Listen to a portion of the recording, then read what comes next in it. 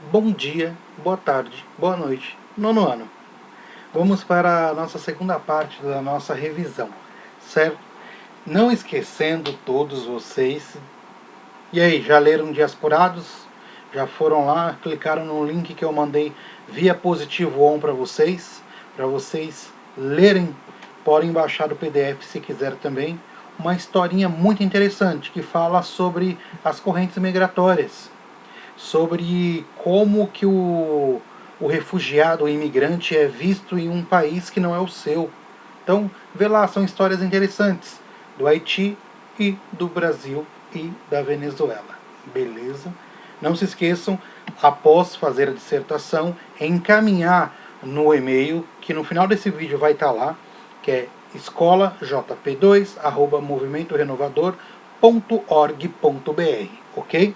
Então vamos lá para a nossa segunda parte. Aspectos demográficos da Europa, Ásia e Oceania.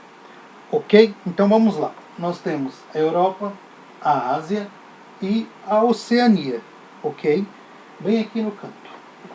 Esses três continentes têm um aspecto demográfico bem diferente. Vamos começar pelo maior. Ásia. O maior continente em relação a território e população. Mais de 60% da população mundial está nesse país. Os dois principais países estão ali, certo? China e Índia. Os dois juntos já dão quase que 3 bilhões de habitantes. Não quase. Porém, infelizmente, esses dados dos aspectos demográficos do mundo, principalmente na Europa e Ásia, como nós vamos falar, Oceania nem tanto, mais Europa e Ásia, devido a essa pandemia do Covid-19, esses dados futuramente vai diminuir. Não digamos drasticamente, mas falam-se pesquisadores, estudos, mais que diariamente passam nos telejornais, falam que pelo menos em vista eles calculam que até 1 bilhão de pessoas podem ser vítimas, e desses 1 bilhão de pessoas vítimas, um número gigantesco. Pode ser que 1 milhão de habitantes do mundo se vá devido a essa pandemia do Covid-19. Infelizmente, essas doenças, assim como a globalização que nós discutimos na aula anterior, ela muda a forma de viver, o modo que as pessoas veem e sentem a vida. Então, para nós, para vocês, familiares de vocês, não virar uma estatística dessa triste pandemia que está assolando o nosso mundo, vamos orar, rezar, pedir a Deus que isso logo passe. Porém, temos que fazer a nossa parte. Lavar as mãos com álcool em gel, passar o álcool em gel nas mãos. Tá dentro de casa, o álcool em gel não é tão necessário. Água e sabão tá mais do que o suficiente, porém sempre lavando as mãos, cuidando dos mais velhos, porque as pessoas que vai ter o maior risco de contaminação. Tranquilo? Então, lembrando que o nosso município é um município dormitório. Logo ele sendo um município dormitório, as pessoas trabalham em São Paulo, moram aqui, nem todos estão fazendo home office em casa, estão saindo, pegando transporte público, indo de carro, não importa do que, mas está indo para fora trabalhar, para trazer o sustento. Então, cuide-se, previnam-se. Os pais estão indo trabalhar, vão com Deus e voltem com Deus, ok? Vamos lá, voltando. Então, infelizmente, esse dado do Covid, ele vai modificar muito a questão demográfica do mundo. Desses dois continentes, principalmente que eu falei. A Ásia é onde está a China, onde começou a Covid-19. Europa nós temos desde a Itália, nós temos a Espanha, onde teve um número muito grande de pessoas que faleceram devido ao Covid, certo? Então esses dados, futuramente, eles vão estar nos nossos livros didáticos, vão estar aqui mostrando como que pode mudar. E até, principalmente a Europa, o velho continente, o envelhecimento das pessoas, como eu já citei para vocês em algumas aulas, que tem algumas cidades na própria Itália que não tem jovens, são idosos. Imaginem essas cidades com essa devastação do Covid. Complicado. Mas vamos viver para ter dias melhores, certo? Sempre pedir a Deus por dias melhores. Aí o que acontece? Os aspectos demográficos mostram de como que essa população cresceu, modificou e está hoje tendo uma variação.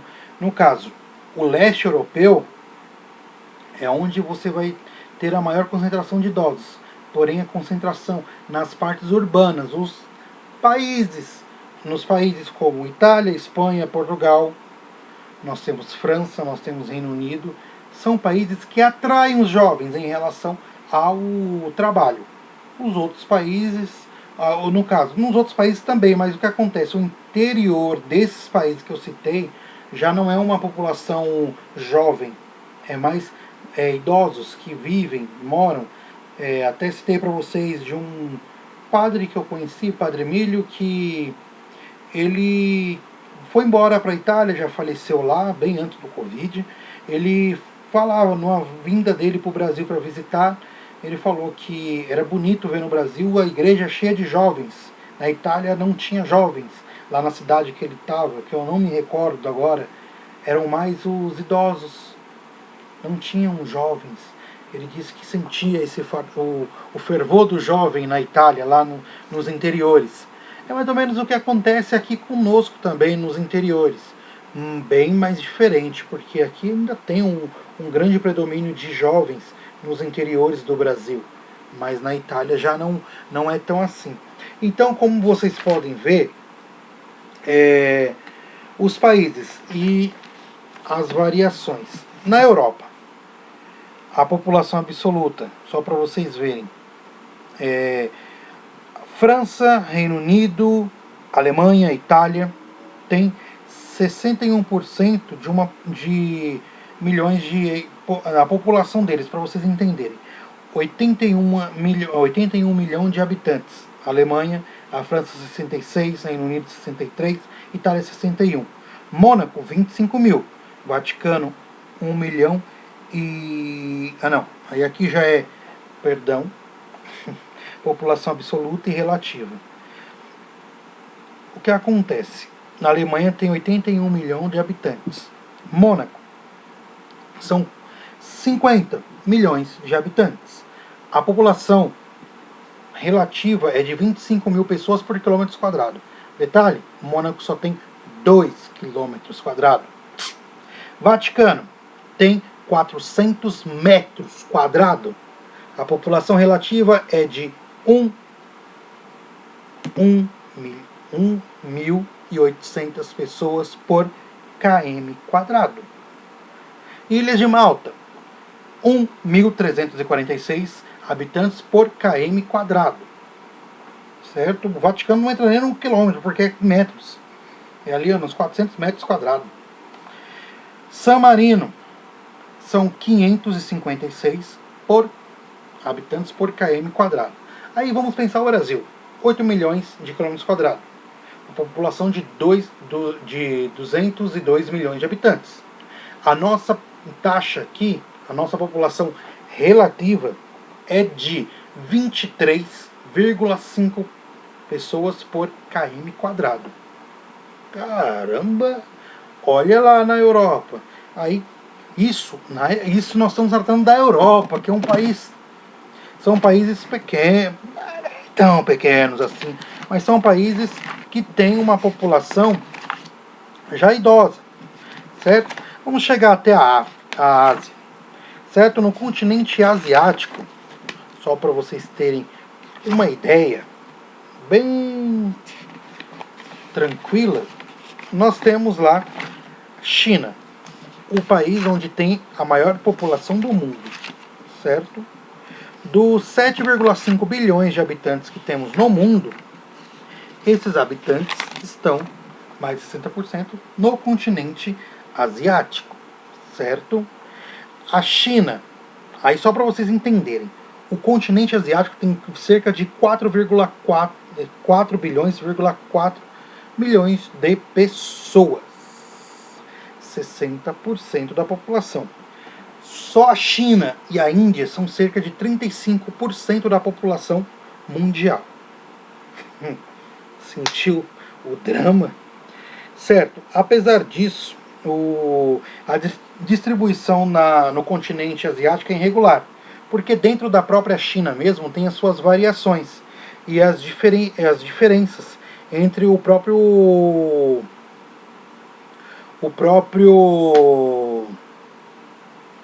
território, porque a concentração maior das pessoas vai estar nas áreas urbanas, não nas áreas rurais. Isso em toda a Ásia é dessa forma. As pessoas hoje em dia estão procurando as zonas urbanas e não a rural, para facilitar a sua vida, como tantos outros. E na área urbana ela vai ter mais recursos, ela vai ter uma melhor qualidade de vida financeira. Não digo uma vida tranquila, né? Porém, aí a gente lembra lá no passado que em 1979 China adotou a política de um filho único, certo? Estabelecia que os casais que tivessem apenas um filho recebiam vantagens governamentais e até mesmo um certificado de honra, certo? O objetivo do governo era frear o crescimento populacional, temendo um grande contingente populacional e que afetasse o crescimento da economia. 1979, certo? Porém, essa política, e o que acontece?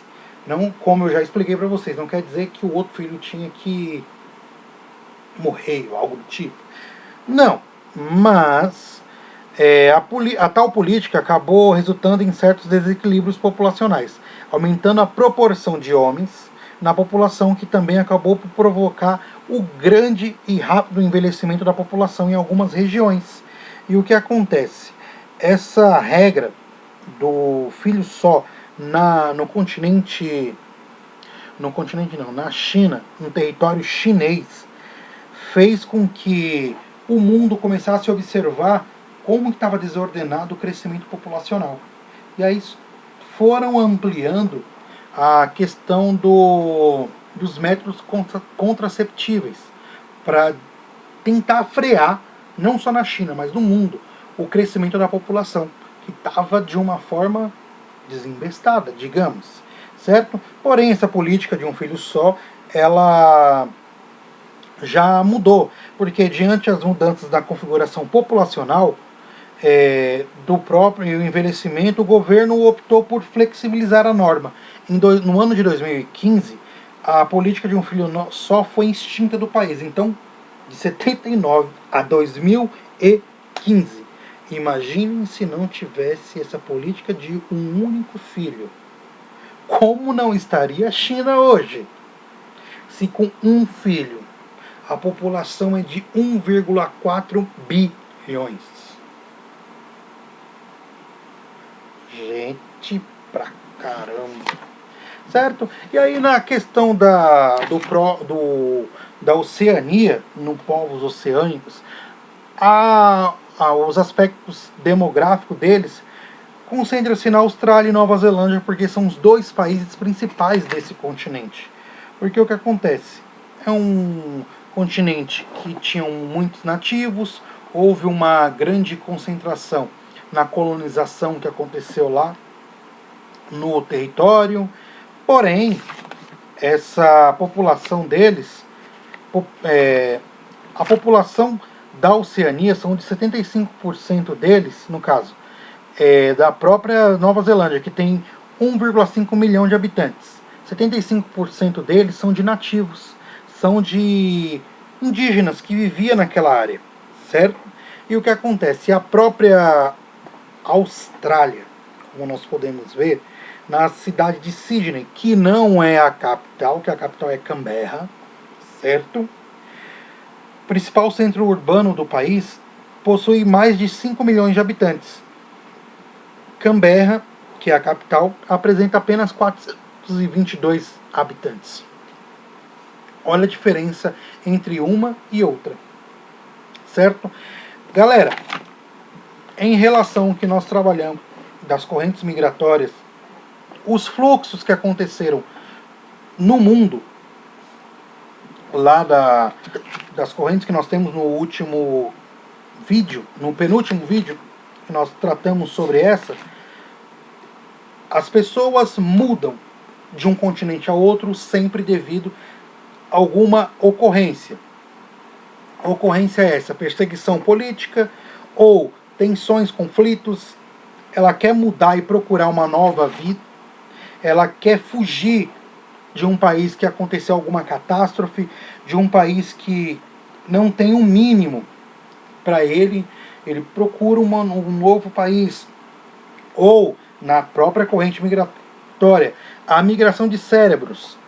No caso, a pessoa que estudou e vai trabalhar em outra localidade. Ele migra. A pessoa migra com o conhecimento que ele adquiriu dentro do seu território. A migração de cérebros lá, que foi até errado no meu PowerPoint, eu peço desculpa, que lá foi cérebros e é cérebros, certo? E aí o que acontece? Todos esses deslocamentos, a maior parte é por conta de conflitos, é por conta de terremotos, é as pessoas tentando uma nova vida em alguns países, é tentando sonhar, é o acordar, tentar achar um futuro melhor para ele e toda a sua família, é acreditar em dias melhores. Acabam em algumas situações encontrando algumas pessoas que têm preconceito com a pessoa que é de fora, causado pela xenofobia, que é um preconceito de alguém que é de determinado local ou até dentro do próprio país mesmo, tá? Então foi isso que nós trabalhamos. Qualquer dúvida, e também não esqueçam da minha dissertação no e-mail, tá? Vou pôr aqui de novo para vocês não se esquecerem. escolajp2@movimentorenovador.org.br, tá bom? Galerinha, até mais. Semana que vem teremos outro vídeo, já com o segundo bimestre, tá bom? Abraço a todos, até mais.